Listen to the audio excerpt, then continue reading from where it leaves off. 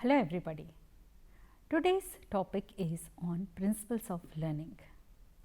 The objective of this lesson is to understand the principles of learning and to understand the implications of principles of learning to education. Introduction.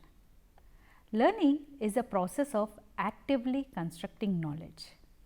Therefore, the teachers, administrators, they have the responsibility to create environment and plan experiences that foster inquiry, questioning, predicting, exploring, collecting, educational play and communicating. Learning engages learners in experiences that encourage their personal construction of knowledge, for example, hands-on, minds-on, science, math, drama, creative movement, artistic representation, writing and talking to learn. It should provide learners with experiences that actively involve them, and personally it should be meaningful. Students construct knowledge and make it meaningful in terms of their prior knowledge and experiences. Therefore, the teachers and administrators have the responsibility to find out what students already know and what they can do. They need to create learning environment and plan experiences that build on learners' prior knowledge and ensure that learners are able to see themselves reflected in learning materials used in the school. Recognize, value and use of great diversity of experiences and information the students bring to the school, and providing learning opportunity that respect and support the students' racial, cultural and social identities. Student should be invited or challenged to build prior knowledge, integrating new understanding within the existing understandings. Learning is enhanced when it takes place in a social and collaborative environments.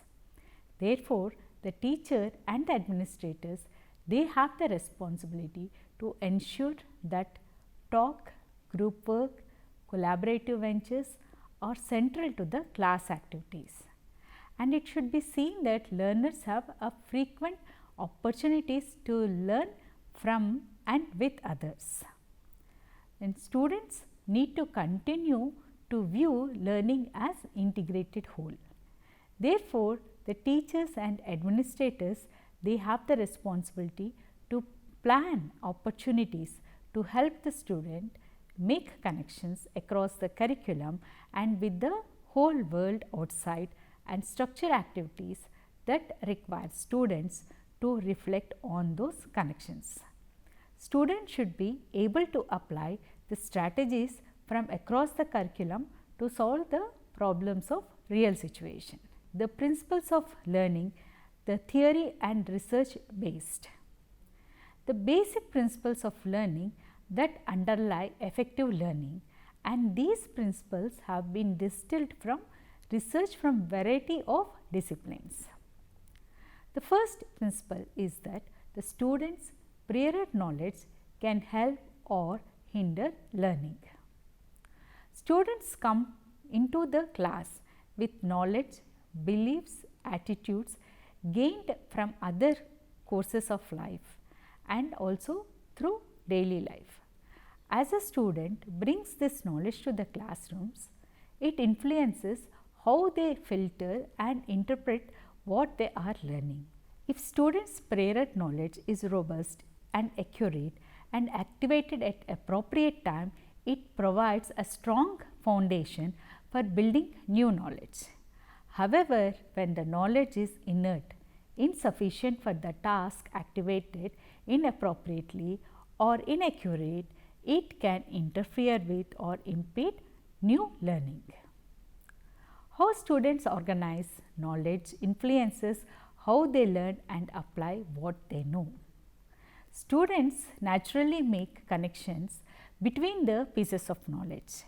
When those connections from the knowledge structures that are accurate and meaningfully organized, the students are better able to retrieve and apply their knowledge effectively and efficiently.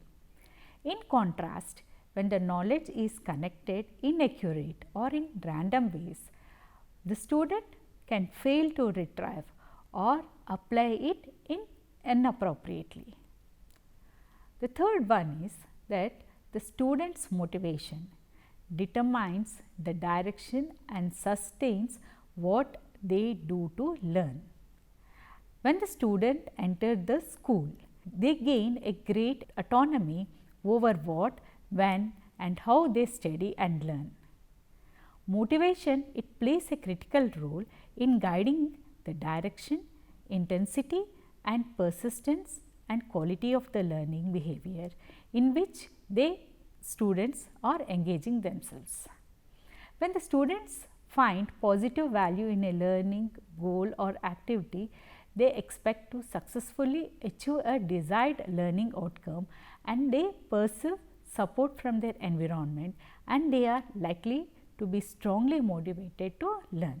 The fourth principle is to develop mastery. The student must acquire component skills, practice integrating them and know when to apply what they have learned. The student must develop not only the competent skills and knowledge necessary for performing complex tasks, they must also practice combining, integrating them to develop a greater fluency, automaticity. Finally, the students must learn when and how to apply the skills and knowledge they have learned. As a teacher, it is important that we develop a conscious awareness of these elements of mastery so as to help the students learn more effectively. Goal directed practice coupled with targeted feedback enhances the quality of students' learning. Learning and performance, they are best fostered when the student engage in practice that focus on a goal or criteria and targets an appropriate level of challenge and is of sufficient quantity and frequency to meet the criteria. Practice must be coupled with feedback that explicitly communicates about some aspects of the student's performance in relation to the specific target criteria. It should provide information to help the students progress in meeting those criteria and is given at a time and a frequency that allows it to be more useful for the student learning to be effective. Then the next principle is the student's current level of development interacts with the social, emotional and intellectual climate of the course to impact the learning. Students are not only intellectual, but also social and emotional beings and they still are developing the full range of intellectual, social and emotional skills. While we cannot control the developmental process, but we can shape the intellectual, social, emotional and physical aspects of the classroom climate in developmentally appropriate ways. In fact, many studies have shown that climate we create has implications for our students. A negative climate may impede learning and performance, but a positive climate can energize the students' learning. The next principle is to become self-directed learners. The student must learn to monitor and adjust their approaches to learning. Learners may engage in a variety of cognitive processes to monitor and control their learning, assessing the task at the hand, evaluating their own strengths and weaknesses and planning their approach, applying and monitoring various strategies reflecting on the degree to which their current approach is working. Unfortunately, the students tend not to engage in these processes naturally. When students develop the skills to engage these processes, they gain intellectual habit that not only improve their performance, but also their effectiveness as learners. So, these are some of the principles on the basis of the research in variety of disciplines. Now, let us look at principles of learning. Educational psychology and educational psychologists, They have identified several principles of learning and referred to them as laws of learning, which seem generally applicable to the learning process. These principles have been discovered, tested, and used in practical situations. They provide additional insight to what makes people learn most effectively. Thorndike developed the first 3 laws, which is called the laws of learning: law of readiness, law of exercise, and effect. The principles of learning, also known as laws of learning, which are readiness, exercise, effect, primacy, recency, intensity, and freedom. This will be explained in great general. So, first one is the readiness. Readiness, it implies a degree of willingness, eagerness of an individual to learn something new. Individuals learn best when they are physically, mentally, emotionally ready to learn, and they do not learn if they see no reason for learning. Getting the students ready to learn, creating interest by showing the value of the subject, providing continuous physical or mental challenge is usually the responsibility of the teacher. Since learning is an active process, the student must have adequate rest, health, and physical comfort while learning. Next comes exercise. The principle of exercise, it states that those things that are most often repeated are the ones that are best remembered. The student will learn best and retain the information longer when they have meaningful practice and repetition. It is clear that practice leads to improvement only when it is followed by a positive feedback. The human mind is forgetful and it can rarely retain and evaluate and apply new concepts or practices after a single exposure. Students will not learn complex tasks in a single session. They learn by applying what they have been told or shown. Every time when the practice occurs, learning continues. The teacher must repeat important items of the subject matter at a reasonably intervals and provide opportunities for the students to practice while making sure this process is directed towards learning something. The next principle after readiness and exercise is effect. The principle of effect is that learning is strengthened when accompanied by pleasant or satisfying feeling, and that learning is also weakened when it is associated with a unpleasant feeling. The learner will strive to continue learning as long as it is providing a pleasant effect. Positive reinforcement is more likely to lead to success and motivate the learner. So, the teacher recognizes this future and tells the students how well they are doing, which is one of the important obligations of the teacher is to set up learning situation in such a manner that each person being taught will be able to see the evidence of their own progress and achieve some degree of success. The next principle is primacy. Primacy is, it is the state of being first. Often it creates a strong impression which may be very difficult to change. Things learned first create a strong impression in the mind that is difficult to erase. Unteaching or erasing from the mind the incorrect first impressions is harder than teaching them correctly in the first place. The learner's first experience should be therefore positive, functional, and it should be able to lay foundation for all that is to be followed. As a teacher, it should be represent that the subject matter should be presented in a logical order step by step, making sure that the student has already learned and understood the preceding steps. Next principle is recency. The principle of recency states that that the thing most recently learned are best remembered. Conversely, a learner is removed the time wise from the new fact or understanding, the more difficult it is to remember. For example, if a student is asked about the information which was presented to him one day before, he can immediately recall. But if the student is asked about the information or learning that has happened last 1 week, then it will not be, the student may not be able to produce the result.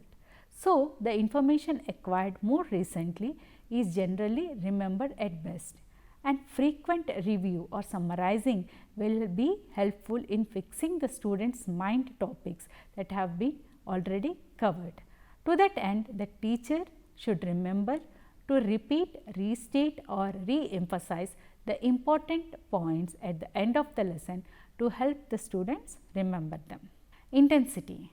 The more intense the material taught, the more likely it will be retained. A sharp, clear, dramatic or exciting learning experiences the teachers more than a routine and boring experience. The principle of intensity implies that a learner will learn more from the real thing than from a substitute.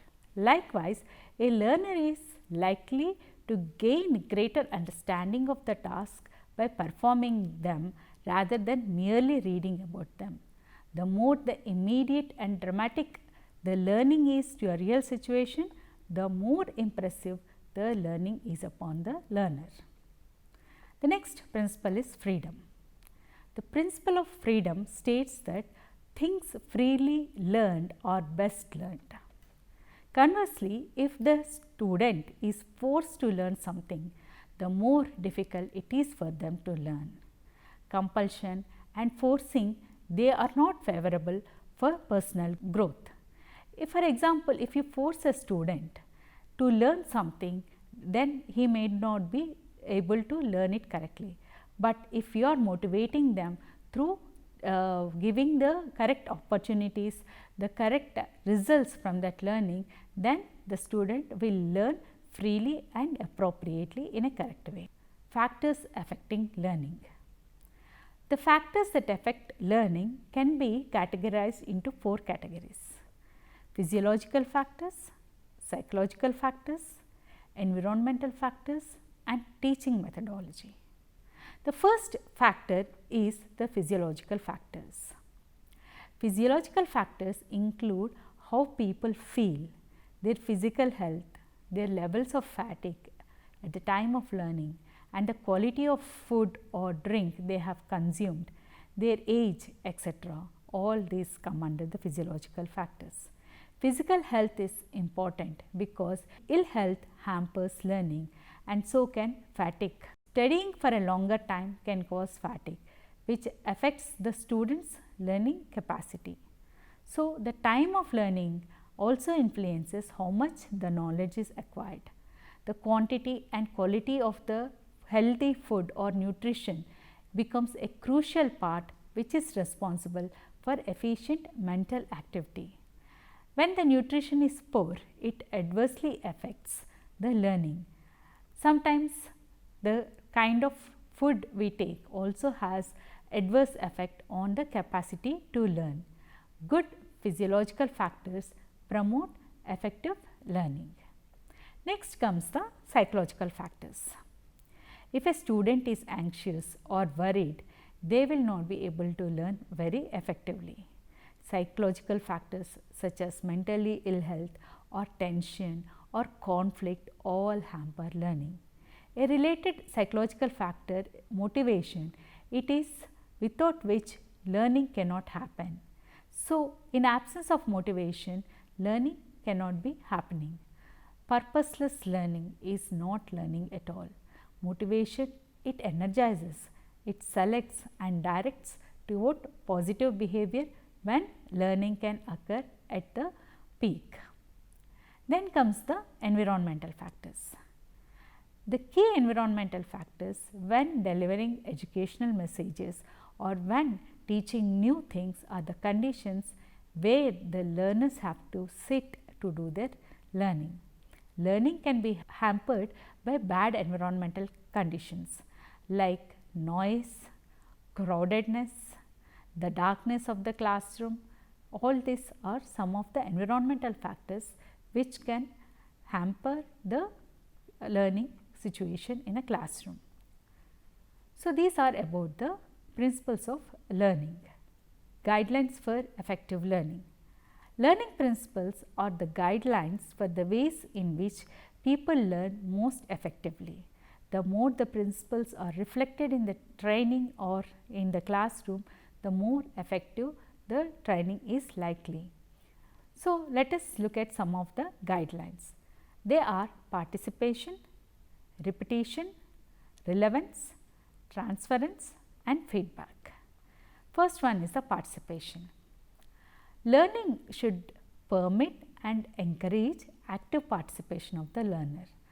Participation, it improves motivation and apparently engages more senses which reinforce the learning process.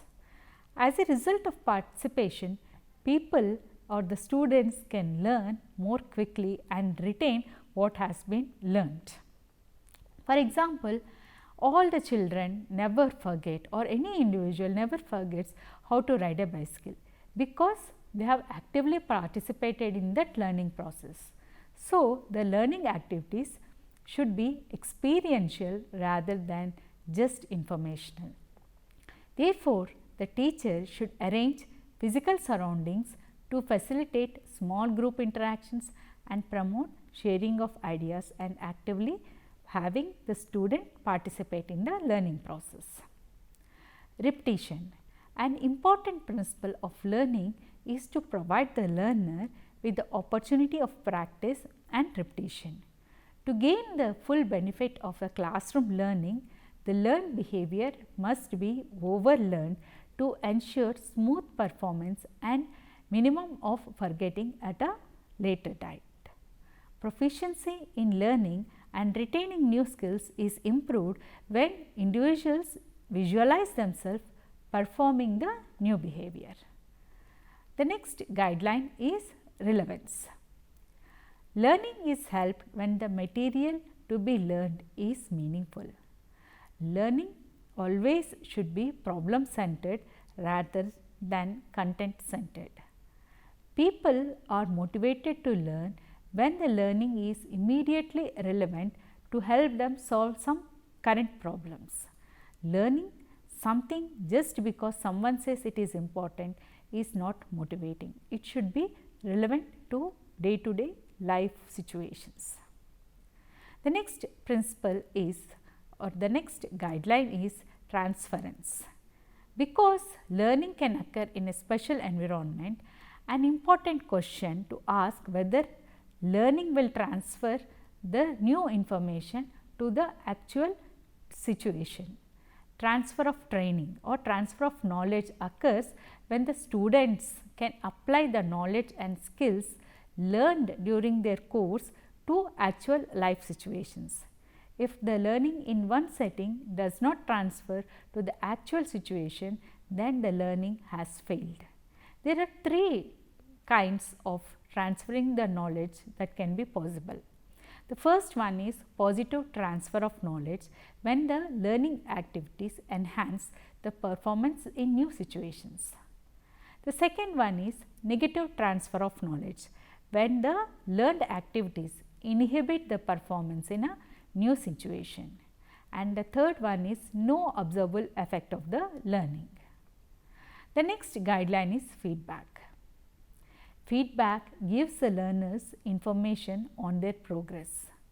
The performance feedback is necessary prerequisite for learning to happen. Feedback improves the performance not only by helping learners to correct their mistakes, but also provides a reinforcement for learning. Knowledge of results is positive reinforcement in itself. Learning activities have more intrinsic interest if the feedback is available. Nevertheless, performance feedback should be more than informing learners whether they were right or wrong. So, today we have seen in the principles of learning and their implications to a educational setting or a classroom setting. We have understood what are the principles on the basis of theory and research in different sections of the curriculum, and also we have learned what are the factors for the learning to happen which can strengthen or weaken the learning, and also we have understood like what are the guidelines for effective learning. So, we can conclude this lesson by knowing that the learners must see themselves as capable and successful. Therefore, as a teachers, as administrative of a preschool, we have a responsibility to provide activities, resources and challenges that are developmentally appropriate to the learner, and communicate high expectations for achievement to all the students and encourage taking risk in learning. It is required to ensure that all students experience genuine success on regular basis and value experimentation and treat approximation as a signs of growth, providing frequent opportunities for the students to reflect on and describe what they can and what they know, and the student should be provided learning experience and resources that reflect diversity of local and global community and provide learning opportunities that develop self-esteem. Learners have different ways of knowing and representing knowledge. So, the teachers and administrators have the responsibility to recognize each learner's preferred ways of constructing the meaning and provide opportunity for exploring the knowledge in alternative ways. So, planning a wide variety of experiences, assessment strategies, recognizing and acknowledgement builds on the students' diverse way of knowing and representing their knowledge. So, having a frequent opportunities for the student to use various forms like music, drama, visual arts, dance, movements, crafts as a means of exploring, formulating and expressing their ideas. I hope you have understood the lesson. Thank you.